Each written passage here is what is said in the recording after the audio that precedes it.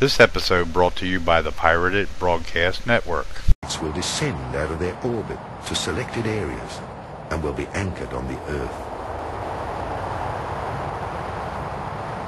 Right now, people who have reached a certain level of consciousness and are once again connected to the cosmic monad are drawn through their intuition to places chosen by the spiritual hierarchies in order to anchor the cities of light above these areas. These sites are absolutely secure. The Space Brothers and the spiritual hierarchies have created the so-called Islands of Light, where the Earth's frequency was increased, so that all human beings and light workers can find each other on that level.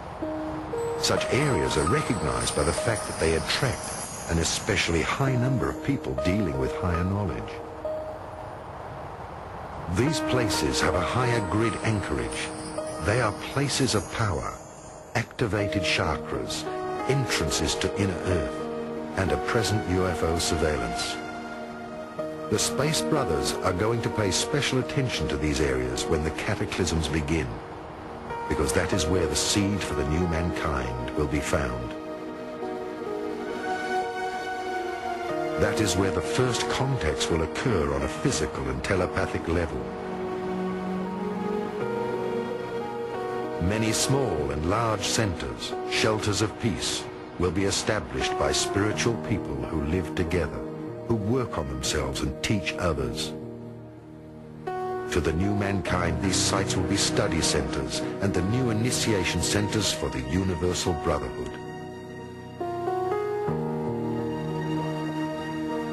These islands of light are recognized by the fact that they do not belong to a certain denomination or sect, but that they are open to every reality, and that they know that many roads lead home. The highest goal is to increasingly live our lives and love ourselves. This time there will be no arch, because man himself is the arch.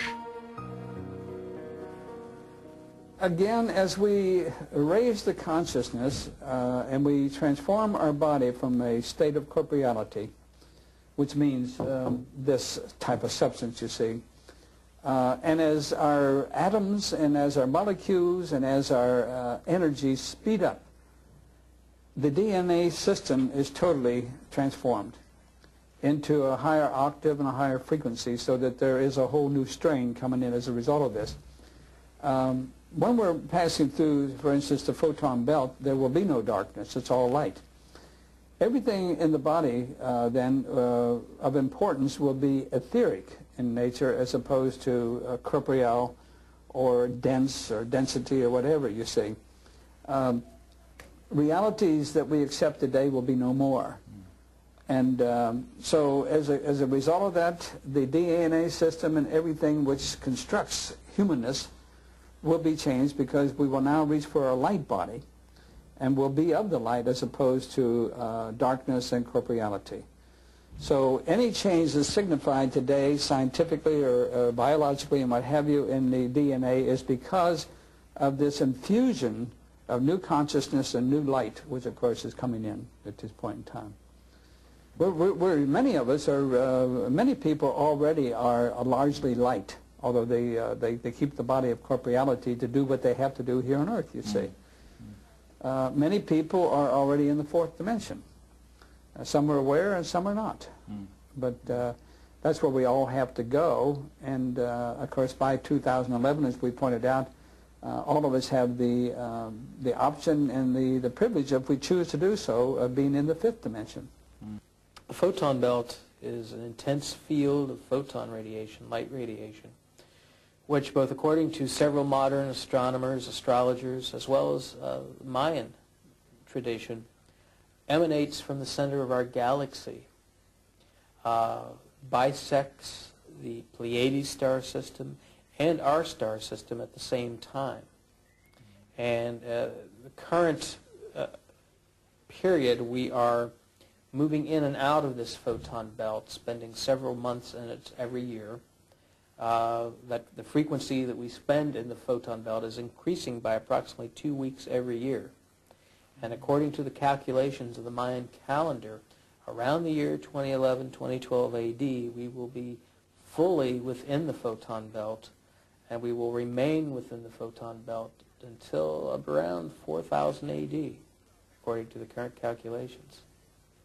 And some of the work of both Jose Arguelles, other researchers, seems to suggest that the Mayans knew about this cycle, that every so often, many thousand years, we go in and out of the photon belt, that there seem to have been cultural as well as different climactic and earth changes that perhaps were sort of stimulated or affected by the entering and going out of that photon belt in the past history of the Earth. We are changing both DNA and RNA, many of us. Many stones, many vehicles here are changing our chakra systems also. There are no longer 7 chakras in most of us. We are opening up new chakra systems. You'll see much more about this in the next 5 or 10 years also. You'll begin to activate many more of them, and also your DNA and your RNA will not be replicating in the same fashions. There are children who are being born who are conscious when they are born. And this will change also a lot. The Dark Ages. During the rule of a dark age of separation, all knowledge that is passed on and all instructions are tainted. Every religion, for instance, is a sect, a separation from the real divine inner truth of life. Religion is something that happens in God's holiest temple. Man himself in the depth of his heart and in communication with his divine inner self. Throughout the Dark Age, countless fallen sun cosmologies who have dogmatic religious views reached the earth and became our religions. They represented the climax of separation from oneself. God's channels, prophets and mediums received their messages from the God-created and separated dimensions. Most often, the pure messages were mixed with information from the astral worlds and their own ego.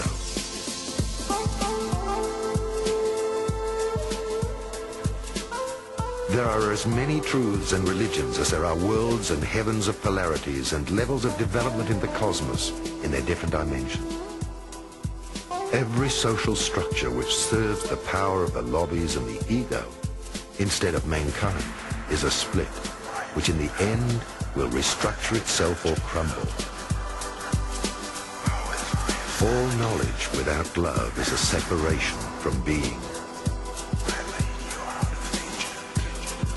Whilst the old program of the Dark Age runs out with the old light workers, the Illuminati, and their plans of a world dictatorship controlling the world of finance, it will disintegrate with the changes on Earth. The new incarnated light workers of the Galactic Confederation are already leading mankind into the new golden age.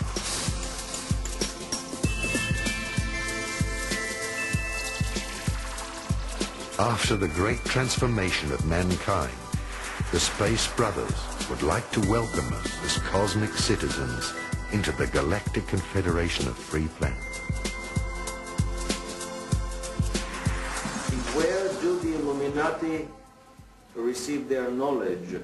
Well, I would use the famous jokes and stories about Tesla and Edison. According to Edison, invention was 95% perspiration and 5% inspiration. According to Tesla, the way Tesla was doing his inventions, he would have 95% inspiration and probably 5% perspiration. Tesla would get the vision. All he has to do is put the vision into paper. Then he has to take the paper to the engineers to put it into metal in the shop. A little fine-tuning here and there, and the device works. This is the usual mode through which information and know-how is channeled from the extraterrestrial and even higher levels of existence to our planet. The know-how is given, and we are left to put it into our crude terrestrial engineering and manufacturing methods. That's why the crude anti-gravity saucers of the 1880s,